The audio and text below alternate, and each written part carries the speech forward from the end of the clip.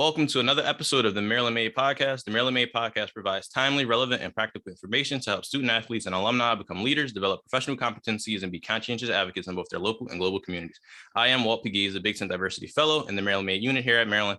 And joining me today to continue our More Than an Athlete series is Katie Dustin of the University of Maryland softball program. I'm excited to dive into this conversation as we talk about Katie's career readiness journey and her leadership serving as SAAC President and much more as we go before, between, and beyond. Katie, first things first, how are you feeling on this Friday morning? Great. Happy to be here, excited for the weekend, and thank you for having me, Walt. No doubt. I'm definitely looking forward to this episode. I have the privilege to work alongside you and SAAC, the exec board, but your leadership has been impressive so far this semester and just getting a chance to know you. So I'm excited to have this conversation and allow our audience to kind of hear more about your story and, a lot of things that you have on your plate, but also looking ahead to your future as well. So to kick things off, right, before, between, and beyond is our theme. So before Maryland, just tell me a little bit about your upbringing in Glenelg, Maryland with the silent G. Tell me a little bit about that and, how has that your childhood shaped you into who you are today? Yeah, well, Walt, to start, I'll give you the basic information. I'm the oldest of three girls. I have two younger sisters, Molly and Lily. My mom's a teacher. My dad is a small business owner. He's a general contractor. And a big thing about my upbringing is that I absolutely love having sisters. We are extremely competitive, and I swear they have made me the athlete that I am today and the leader I am today, because we were always competing with each other in a very loving way. But I grew up in Western Howard County, Glenelg, Maryland. That's more the rural part of the county. So I was outside a lot as a kid, just running around and having a good old time. I went to school with some very amazing lacrosse players. Don't know why I picked softball, but I did. But yeah, I absolutely love my hometown. Maybe one day I'll move back there. We don't know. But that was my childhood. Gotcha. Sounds fun. Sounds fun. I'm the oldest as well. I just have one brother, so I definitely understand, how even having younger siblings can push you as an older sibling to be the best you can be. Especially, being in sports as well, like, being able to, one, just set that example, but also knowing that, all right, I got to do this because, they want to one day be like me or kind of follow my footsteps. So I definitely understand that.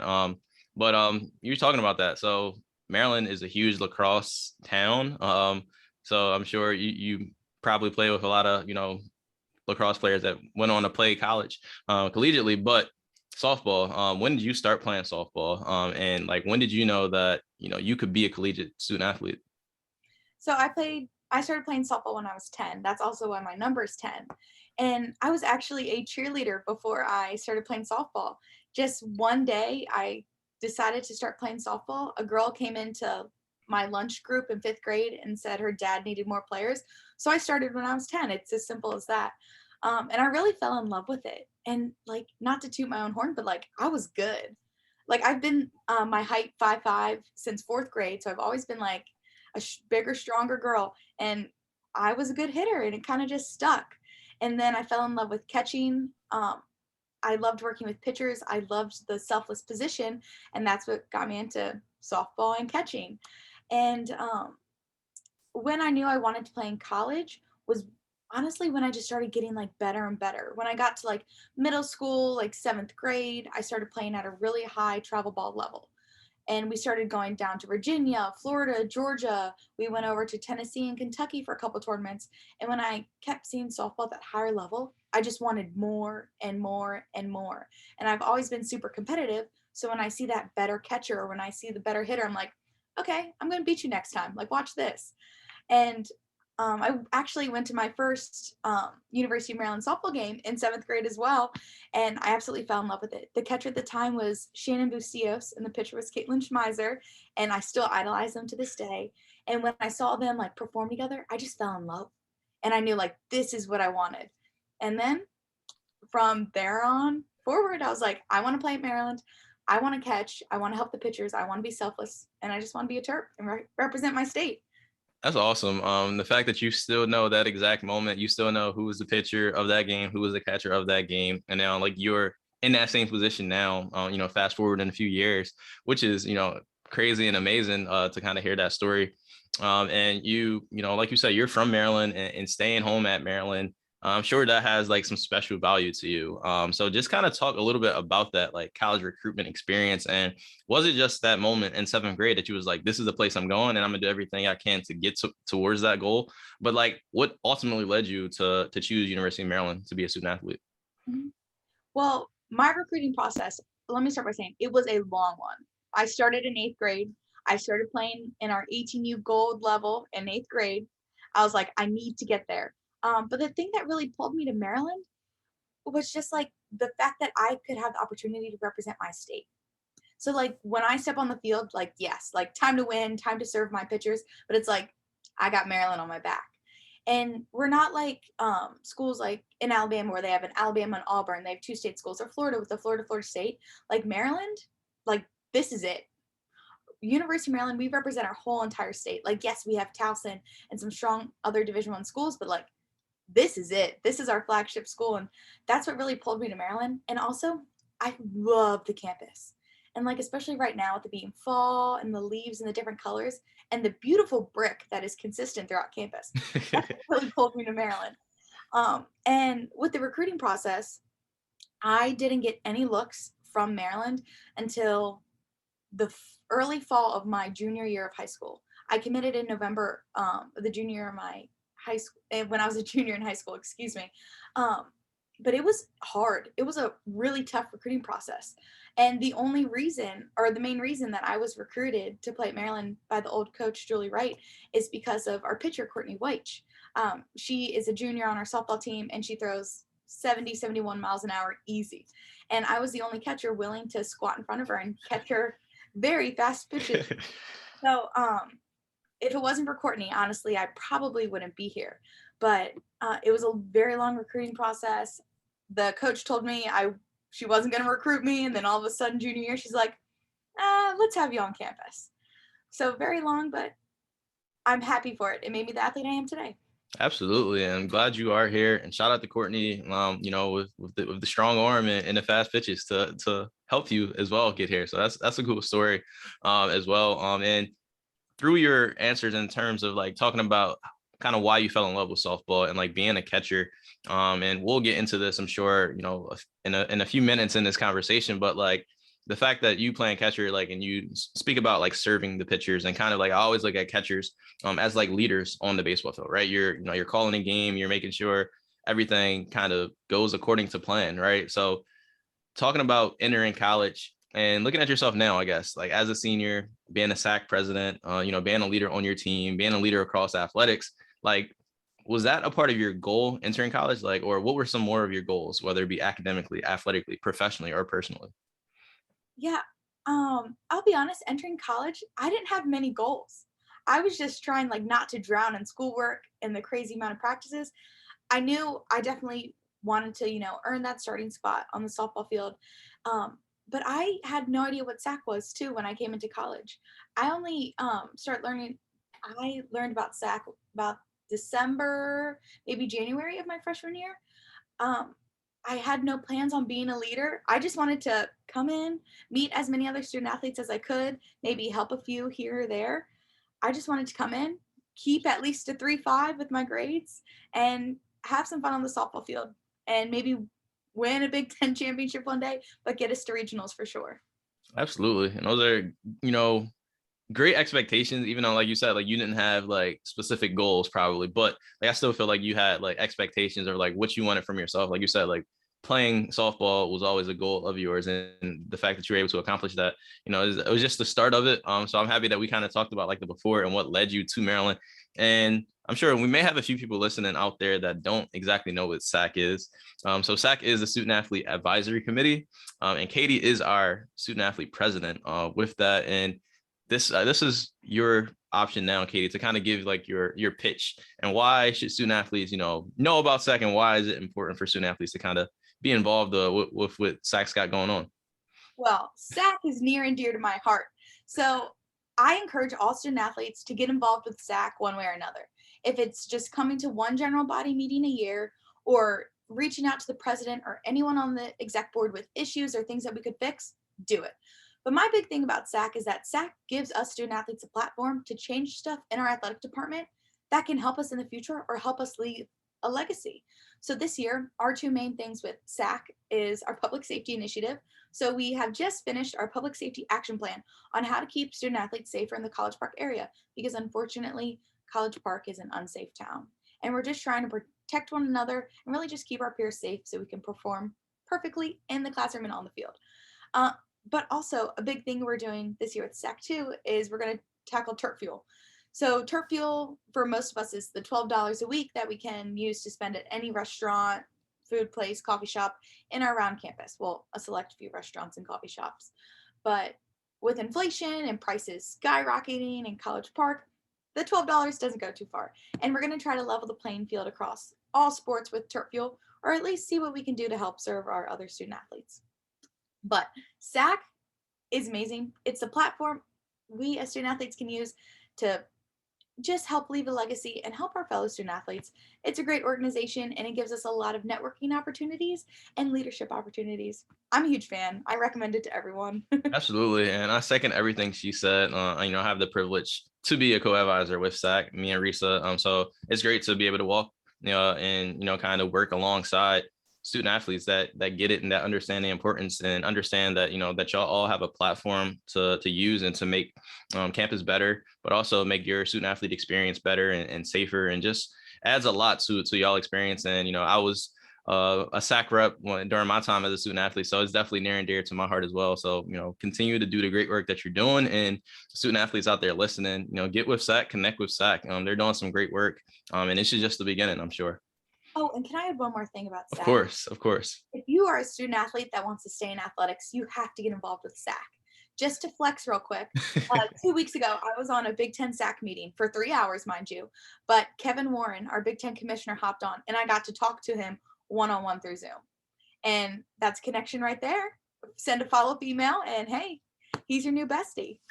Not really, of course, excuse me. It just gives you those opportunities to really get your foot in the door if you want to stay in athletics too. Absolutely. And Katie is very involved, of course, as the SAAC president.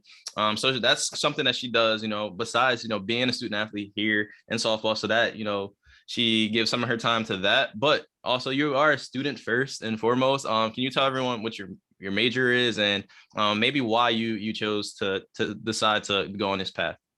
Of course. So I am a double major. I'm majoring in economics and criminal justice. And a fun fact about me is that I've switched my major 6 times. Six times. And I'm still graduating on time. That's another flex. Yes. I'm only in 6 credits next semester too. How I did that, I don't know. But I started out as a criminal justice major. I think that's the best place to start with my academic career. I've always had like a love for, of course, not like a love for crime, but I've always found it so interesting, like why people commit crimes, what happens in the courts, like what happens if they go to prison, all that fun stuff. But then I started switching my major because I'm very good at math. I love numbers. Math just speaks to me. Words confuse me, I'll be honest, but numbers, love them. So I was a math major for a while, and my mom's a teacher, so I'm like, ooh, maybe I'll be a teacher too.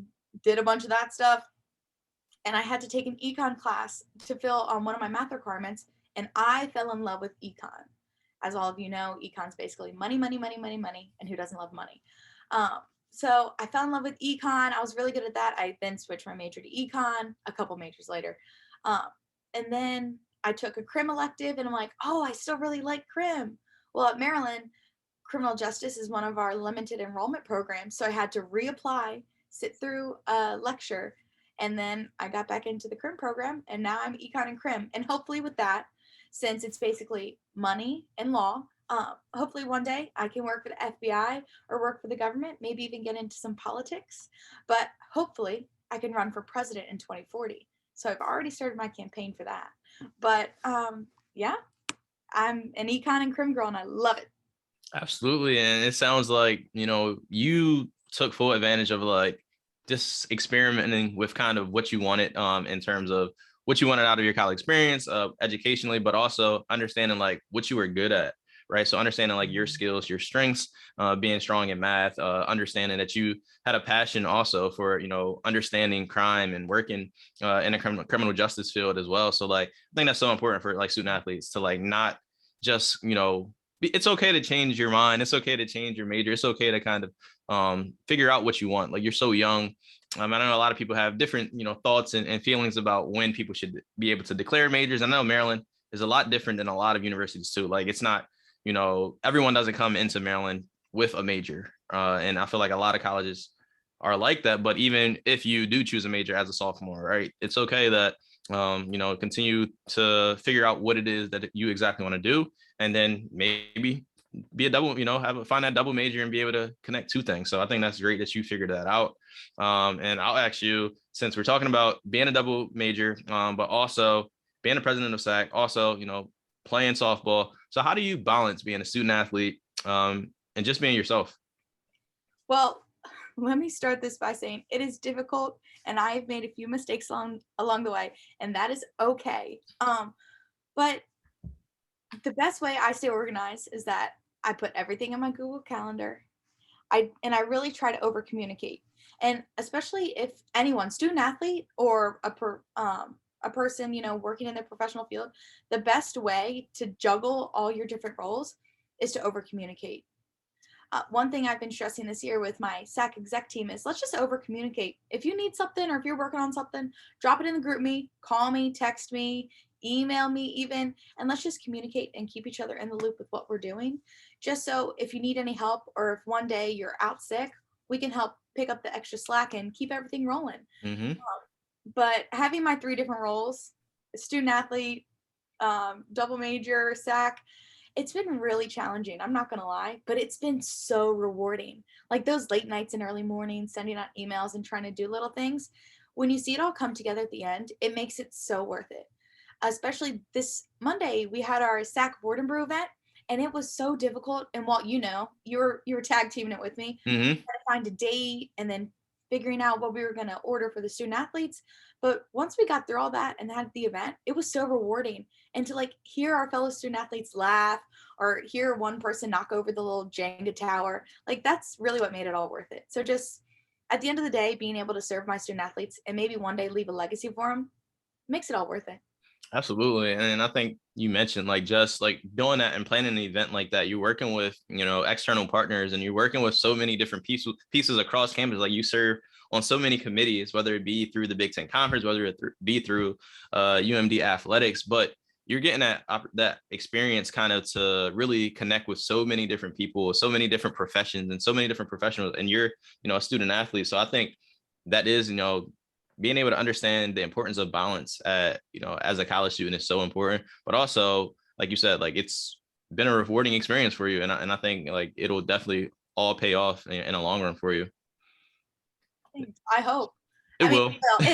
It's already paying off. Absolutely. I said it. No doubt. And talking about that, like if you had to say like a few things specifically that you have struggled with, whether it be as a freshman entering college or even now, again, as a senior and serving in so many roles, like what are some things that you have struggled with in particular? And then how did you ultimately like overcome these? The biggest thing I've struggled with from my freshman year to now is prioritizing myself and like giving myself time for like self-care or even just to get in like 8 hours of sleep. Mm-hmm. It has been so difficult for me to prioritize that. And one thing I've been doing this year to really help that is on Saturdays, I don't look at my email. I turn off my email notifications and I am just Katie. I'm laughing with my roommates. We might, clean the kitchen, but whatever we're doing, I'm just taking a step back from school. Well, when we had games, of course, I couldn't take a step away from softball, Mm-hmm. but I try to unplug for that day and just enjoy it, enjoy those 24 hours.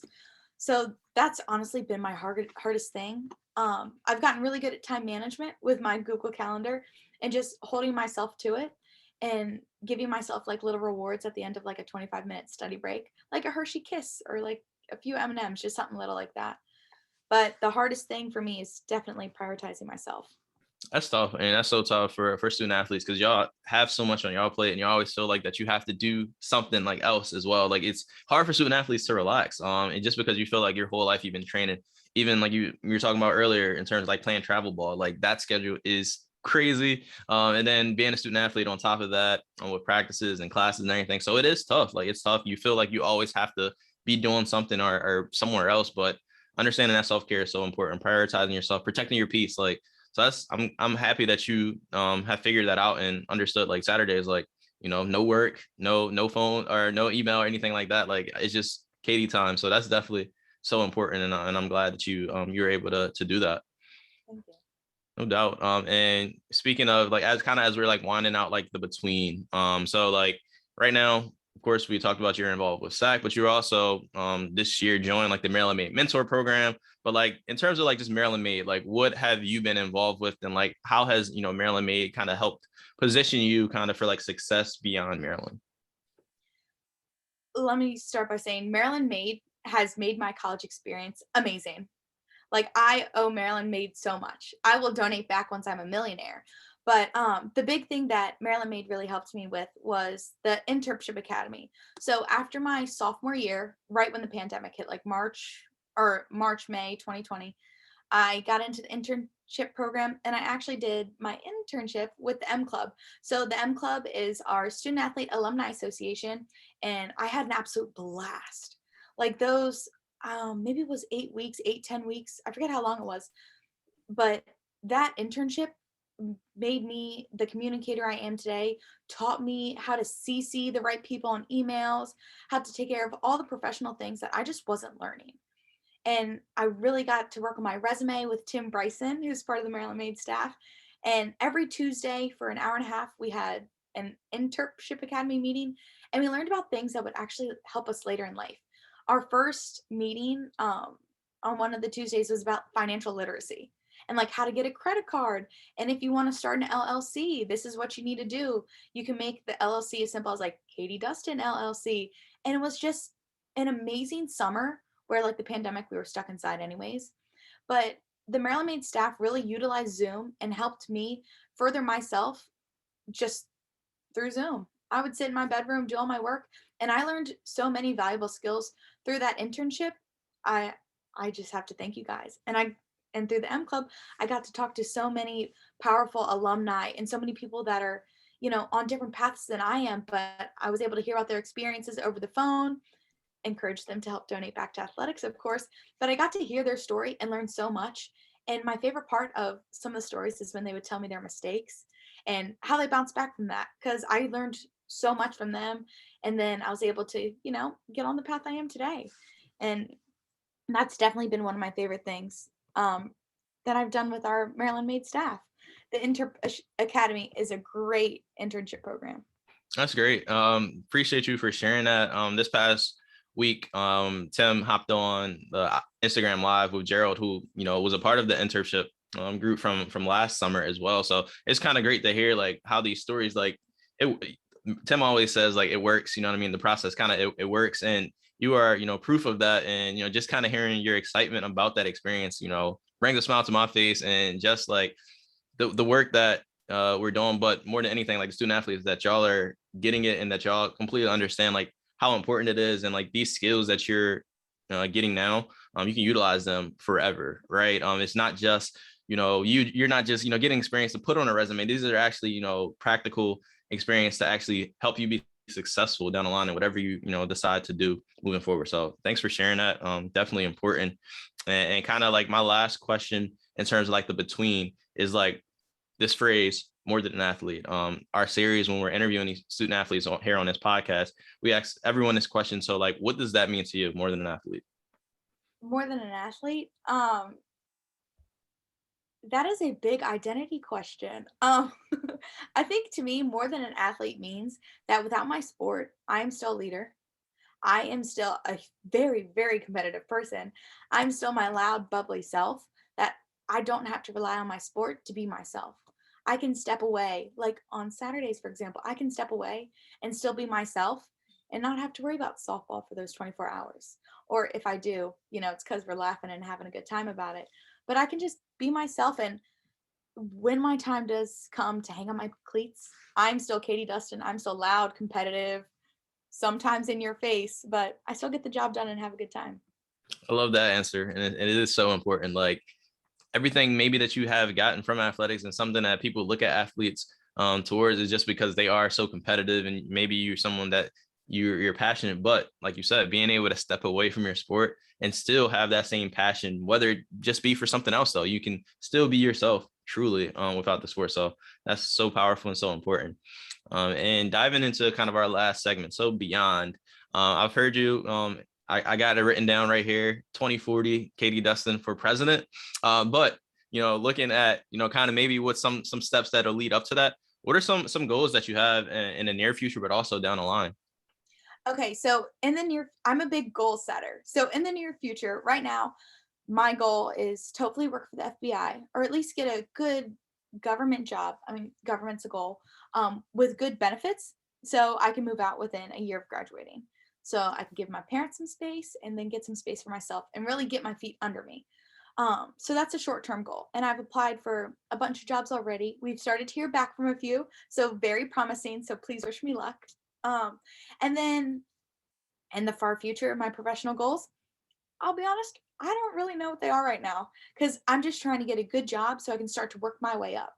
Because in the public sector, it's all about when you start. And to get promoted, you have to be there the longest and then work your way up and show that you're qualified to keep working your way up.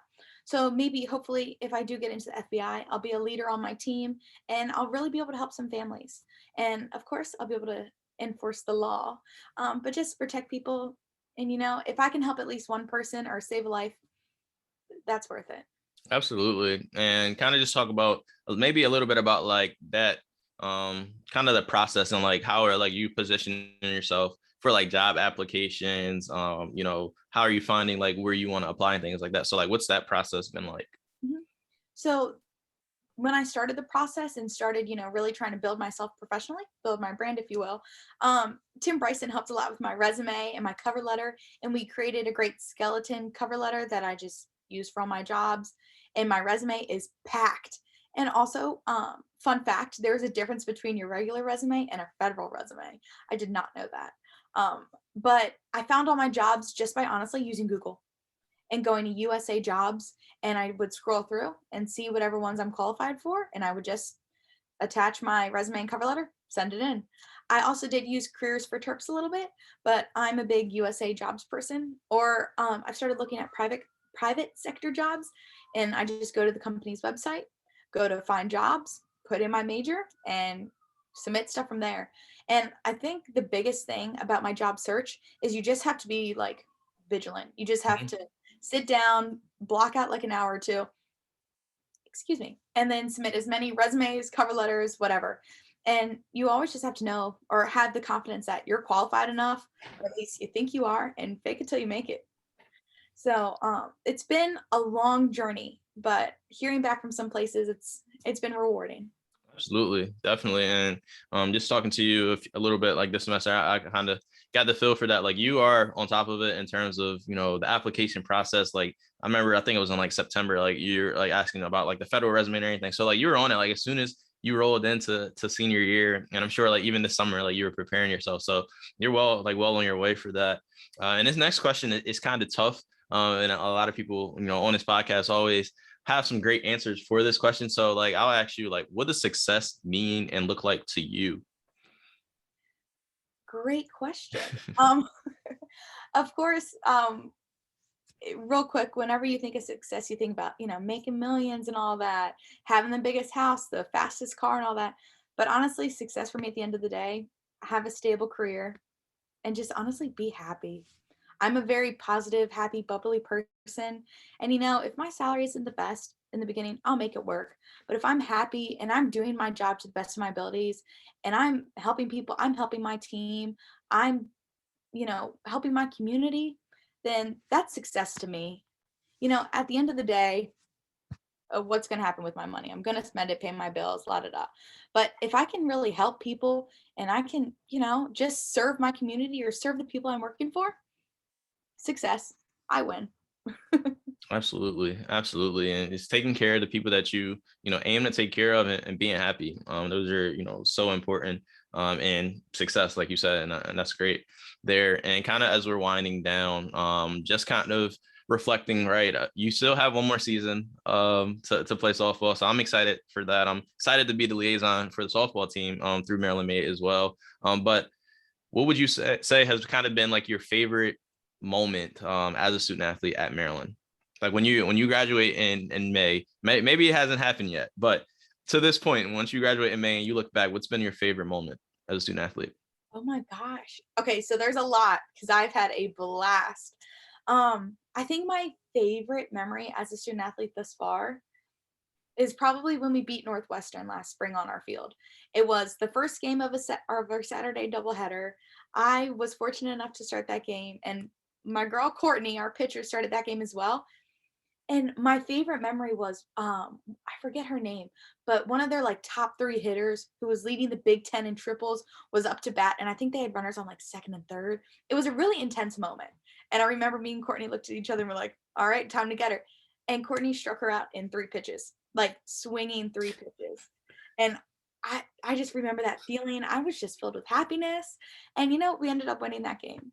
So thus far, that is my favorite memory. And it was on our field. Like, what a better environment.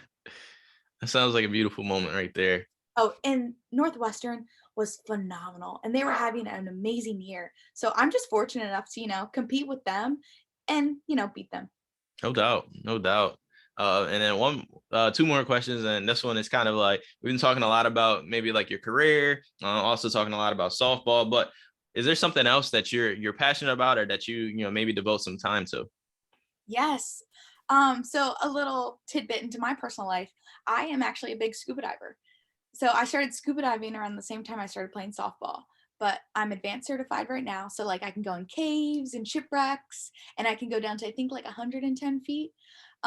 But one of my life goals is to become a rescue certified scuba diver. So I know how to save people in water, CPR, all that good stuff. And maybe one day become a master certified scuba diver, which means I can certify other scuba divers. But of course, I can't go scuba diving all the time. I've done a lot of scuba diving in the Floridas, in the Caribbean, and that is just one thing so near and dear to my heart. It is a different world down there, and it is peaceful and relaxing, and the bubbles. It's an amazing thing. If I could do one thing for the rest of my life, sorry, softball, but it would be scuba dive. It is just amazing. And hopefully that's one thing I can accomplish before, I get too old to carry my tank to the boat. Wow. Katie, that's something I don't know if I'll ever be able to do that, but hearing you talk about it and your excitement for it, maybe one day I will try that. But yeah, I don't know. That seems difficult, but I may have to hit you up and see, where I can get some lessons or something like that. Maybe I'll be a master certified scuba diver at that point, but then we'll meet in the Cayman Islands. So what's that one place that you've been scuba diving like that's stuck out to you? Like what's been your favorite so far? Okay, I've scuba dived in a bunch of places. My favorite is the Cayman Islands. That small little island that's still shut down because of the pandemic, but I don't know what it is about it. It's like scuba diving in bathwater. The water's so warm, there's no current, and it's just gorgeous. And you see lionfish everywhere. I mean, granted, they don't last long once you see them, but it's just beautiful. Wow. I'm gonna do my research, Katie, and I'm gonna get back to you on this. Yeah, because definitely I'll add this just because Katie says scuba diving is her passion and it's for her. I'll definitely have to look into that. And my final question, I always like to ask our current student athletes this, and it's kind of like our wise word segment. You are a senior, you're a leader on campus, you are the SAAC president. So what is that one piece of advice from the SAAC president that you would like to offer younger student athletes? Take risks. You get involved, take risks.